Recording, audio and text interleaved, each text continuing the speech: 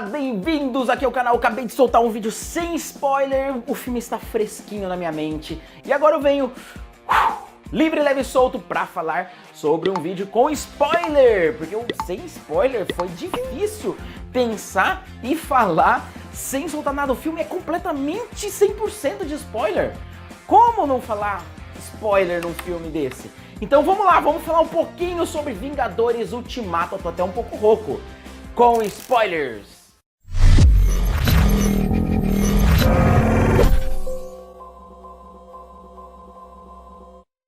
Primeiramente eu devo falar que o... gente, é spoiler mesmo, hein? Põe a sua conta em risco. Primeiramente eu preciso falar que o trailer não entrega quase nada, porém eu achei que deduzi muita coisa pelo próprio trailer. E também uns críticos que chutaram e eu fui montando algo a respeito. Então, devo dizer que sim, temos uma viagem no tempo pelo reino quântico, mas são coisas inusitadas. O jeito que, por exemplo, o Homem-Formiga volta do reino quântico, ninguém imaginaria. Tem coisas que é legal eu não falar, mesmo tendo spoiler, tá? Porém, acaba sendo meio inusitado. O trailer colocou cenas que não estão no filme, e são bastante, tá? Talvez eu até faça um vídeo sobre isso, sobre cenas que não estão no filme. E também, o trailer mudou muitas cenas. Não foi tão assim, coisas grandiosas, mas teve cenas sim, que até tá no filme, mas com um fundo diferente, faltando alguns personagens. E vale ressaltar porque se você se baseia muito no trailer, pode ser que você tenha uma experiência diferente.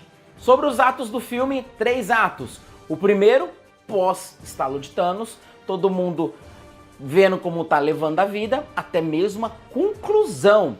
Sim, o Thanos morre 2 vezes nesse filme e uma é bem no começo do filme. Eu já tinha até deduzido, chutado com alguns amigos meus, não sei se eu falei isso em um vídeo lá no The Rick Show, mas entre meus amigos eu achava que o Thanos iria morrer no começo do filme e isso acontece. Mas não é suficiente, o Thanos chegou a dar um segundo estalo e nesse segundo estalo ele destruiu todas as joias do infinito, fazendo assim com que nada voltasse a ser como era antes. E aí os Vingadores restantes iriam voltar novamente para suas vidas sem o Thanos morto. Quem mata o Thanos, afinal de contas, é o Thor. O Thor finalmente faz o que ele deveria ter feito no Guerra Infinita. Ele primeiro decepa o braço com a manopla e depois corta a cabeça do Thanos. Eu falei que ia ter spoiler pra caralho! Mas nada voltou como era antes. E esse é o motivo, o propósito do filme. Eles têm 5 anos no futuro em que eles vivem remoendo com o passado. Mas aí, quando o Homem-Formiga volta para o presente atual, passados esses 5 anos, ele explica de uma possível possibilidade deles viajarem no tempo, mas que ele não tem esse conhecimento sobre física quântica e sugere que eles procurem alguém que entenda sobre isso. Quem traz o Homem de Ferro para a Terra é a Capitã Marvel, mas já cena pós-crédito do filme Capitã Marvel. Então aquele momento já tá lá atrás, ela já é uma Vingadora, ainda se adaptando aí em trabalhar em grupo, mas ela vai, a pedido deles, atrás do Tony Stark e traz ele de volta à Terra. Bem debilitado, ele não vai para essa primeira luta contra o Thanos. E ainda existe o confronto entre Homem de Ferro e Capitão América. Afinal, o Homem de Ferro queria que o Capitão América estivesse com ele e os Vingadores juntos para a batalha final. Então ele culpa o Capitão América por não estar com força total na batalha final. E aí vamos para um segundo ato, o segundo ato da possibilidade. E no segundo ato, então, eles vão atrás do Tony Stark 5 anos depois para a possibilidade dele falar sobre física quântica. Ele sabe de algumas possibilidades, mas ele não crê que isso seja possível por alguns problemas nisso tudo. Mas aí eles vão atrás do Hulk, ou Bruce Banner, ou os dois, pois 99% do filme é o Professor Hulk que está em cena. E aí ele tem uma pequena noção de física quântica, bem pequena noção, o que torna isso um pouquinho engraçado. algumas cenas sobre isso. E, enquanto isso, Tony Stark está lá na sua casa com sua mulher e sua filha, que nasceu, já está ali com, sei lá quantos anos, 4, 5 anos. Você passou 5 anos, mas como a Pepper Potts não estava grávida quando começou o Guerra Infinita, então provavelmente a menina deve ter uns 4 anos. Mas ele acaba descobrindo com sua mesa super digital lá, um método de sim voltar no tempo. E aí a Pepper Potts fala pra ele simplesmente voltar. Ele não tá em paz com aquela situação porque ele remói a perda do Tom Holland, né, que é o Homem-Aranha. E aí ele vai atrás do grupo e o grupo se prepara. Com as partículas PIN, eles voltam no tempo, se dividem em 3 grupos. E aí vem algo bem interessante. Não é simplesmente voltar no Guerra Infinita, evitar o Thanos lá e tudo mais. Não, eles não podem fazer isso, seria impossível. Se eles fizessem isso, eles iam mudar o futuro quando eles estivessem voltando. Mudaria tudo. Eles têm que manter aquilo lá e tentar evitar que a joia chegue até o Thanos. E sem influenciar muito as pessoas que estão no passado. Precisa acontecer exatamente daquele modo até o estalo do Thanos. Então, é isso que eles vão fazer. A missão é voltar no tempo, pegar as joias e dar o estalo para que todos voltem à vida.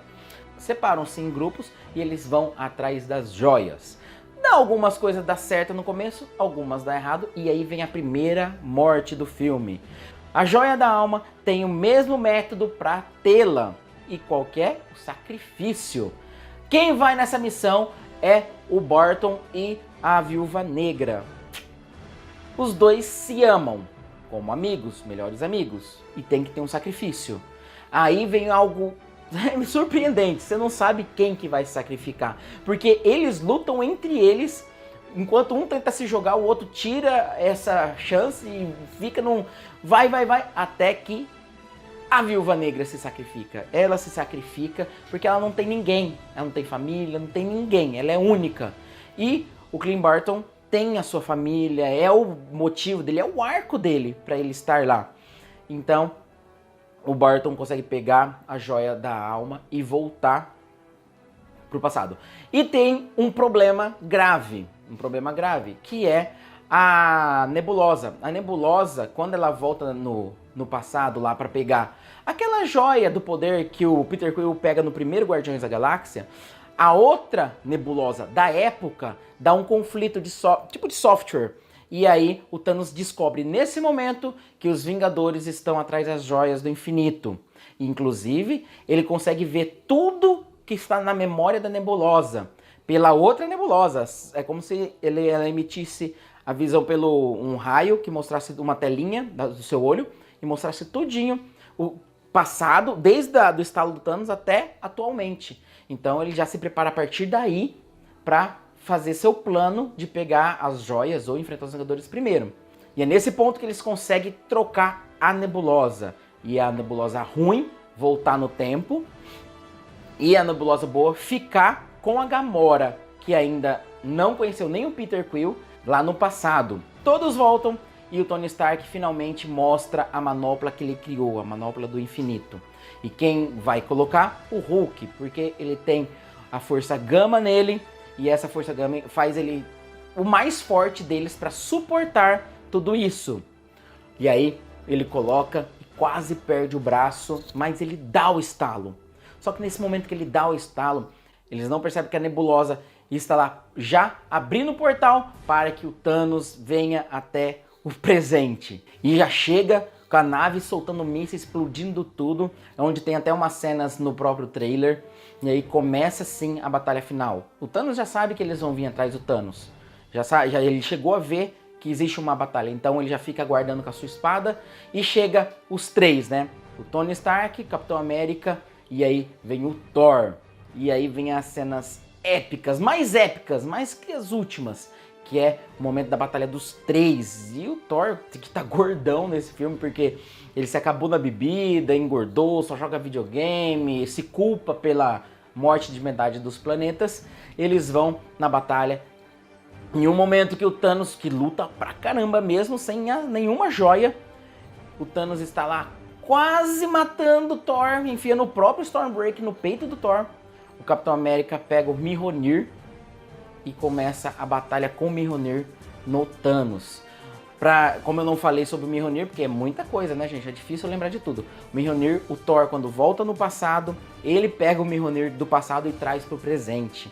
Então, só ressaltando isso. E aí começa uma batalha muito épica, com cenas de fotografia muito bacanas. Um pouquinho escura, completamente diferente do que foi o Guerra Infinita naquela batalha de Wakanda. E aí, de repente, o Thanos com o Capitão América começa a quebrar o escudo do Capitão América no soco, batendo, arrebentando tudo. Quando, de repente, o Capitão América recebe uma mensagem no rádio, que é do Falcão, que tinha morrido no estalo. E aí ele aparece, vai abrindo vários portais, igual do Doutor Estranho. E todo mundo vai chegando atrás dele, como se fosse aquela cena do final, o Retorno do Rei, do Senhor dos Anéis.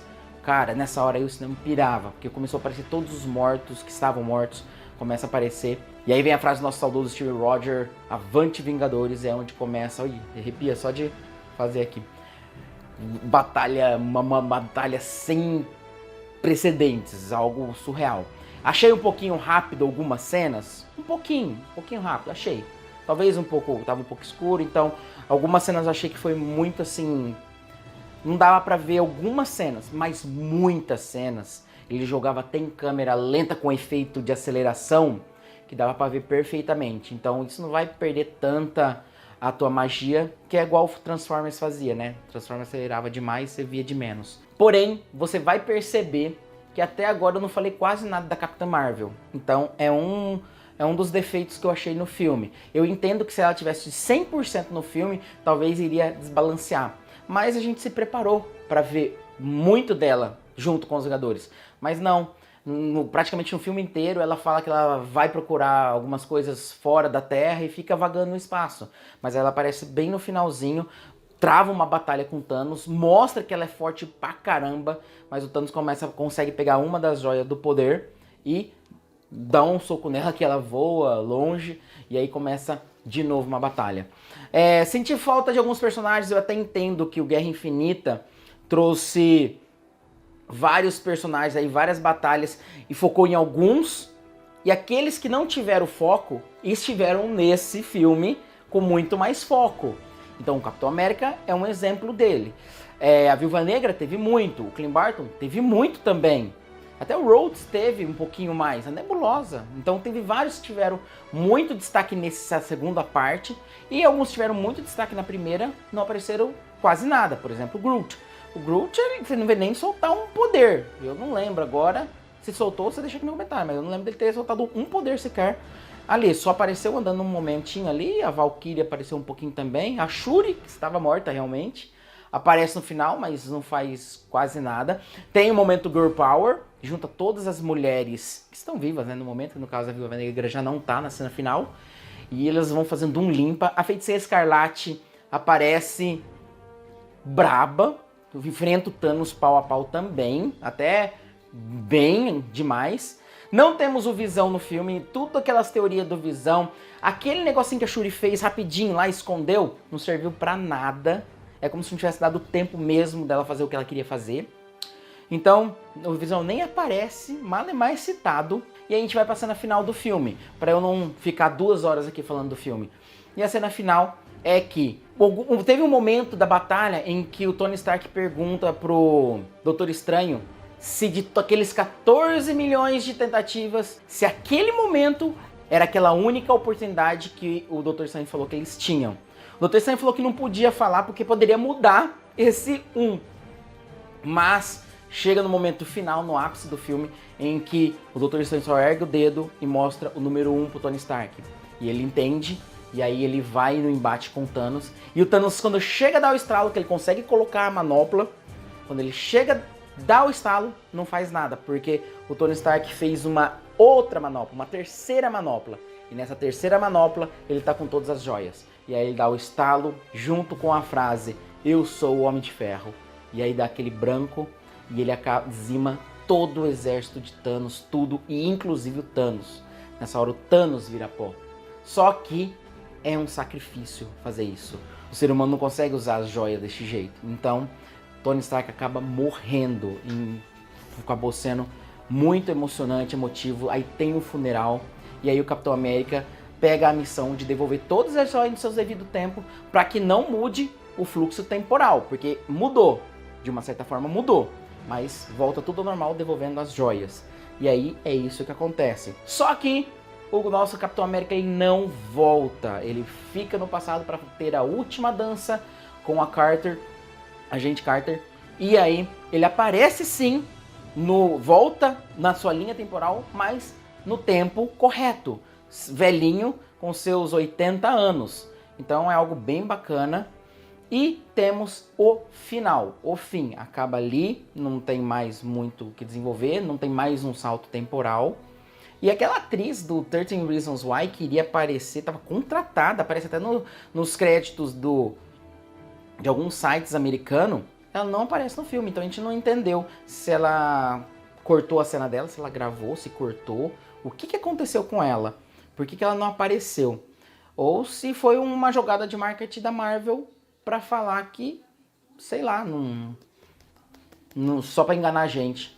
Então, meus amigos, é isso que é o filme. Basicamente, eu resumi ele por completo aqui para vocês. Não aparece a fantasma do Homem-Formiga, mas aparece vários personagens secundários aí, em algum momento do filme, que você acha legal eles terem aparecido. Ah, que legal. Mas algumas coisas não mudam. O Visão não aparece. A Gamora, que morreu sendo jogada lá, não aparece. E sim, a Gamora do passado, que acaba vindo para o nosso presente. Então ela acaba ficando. E talvez se arruma um pouquinho que é a Gamora dos quadrinhos. A Gamora dos quadrinhos ela não é tão amorosa igual ela estava sendo no universo Marvel.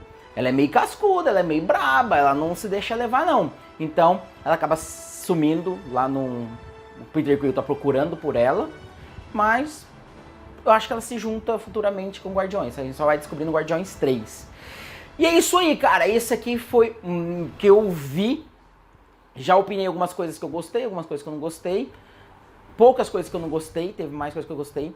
E é a conclusão perfeita. Tinha que ser assim, não podia ser diferente. Muito hype. Eu não sei, eu li muito em crítica, gente falando que ia ter 1 hora inteira de batalha final. Gente, se teve 1 hora inteira de batalha final, pra mim durou 15 minutos. Porque ou foi muito rápido pela aquela empolgação, aquele negócio que não parava, ou realmente a batalha não foi tão grande em termos de tempo que os críticos falaram. Eu não olhei, nem olhei relógio, você não consegue parar pra olhar um relógio. Mas eu achei que foi muito rápido, mas é o que eu tô te falando. Pode ter sido muito rápido pela empolgação que a gente tá lá assistindo e não vê o tempo passar. Mas realmente, deu a impressão que foi um pouquinho rápido mesmo. Fora isso, vão assistir o filme, é muito bom. Eu falando que no spoiler quebra um pouco a sua expectativa, a sua ansiedade, mas mesmo assim, você vendo, é muito bom. Então, eu aguardo vocês lá no cinema e a gente comentando aqui nesse vídeo e em outros vídeos mais aqui do canal. O canal pode ser que esteja passando por algumas mudanças, estou esperando ainda algumas respostas aí do YouTube, mas para trazer conteúdos mais variados, beleza? Um forte abraço para todo mundo e até a próxima! Valeu!